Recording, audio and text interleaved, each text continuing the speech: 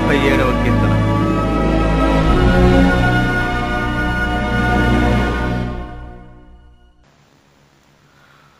నన్ను కరుణింపుము దేవా, నన్ను కరుణింపుము.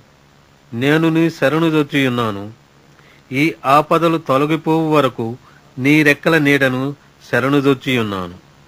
మహోన్నతుడైన దేవునికి, నా కార్యము సఫలము చేయు దేవునికి నేను మొర్రపెట్టుచున్నాను.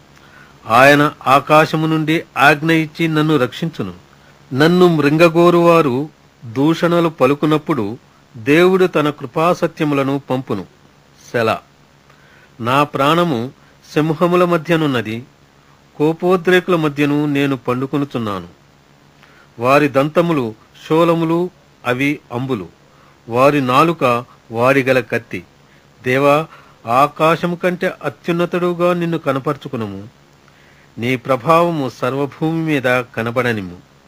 నా అడుగులను చిక్కించుకొనుటకై వారు వలయొడ్డిరి. నా ప్రాణము కృంగియున్నది. నా ఎదుట గుంట త్రవ్వి దానిలో తామే పడిరి. సెల. నా హృదయము నిబ్బరముగా ఉన్నది. దేవా, నా హృదయము నిబ్బరముగానున్నది. నేను పాడుచూ స్తుతిగానము చేసెదను. నా ప్రాణమా మేలుకొనుము. సర్వమండలమా సితారా మేలుకొనుడి. నేను వేకువనే లేచెదను. నీ కృప ఆకాశము కంటే ఎత్తైనది. నీ సత్యము మేఘమండలము వరకు వ్యాపించియున్నది.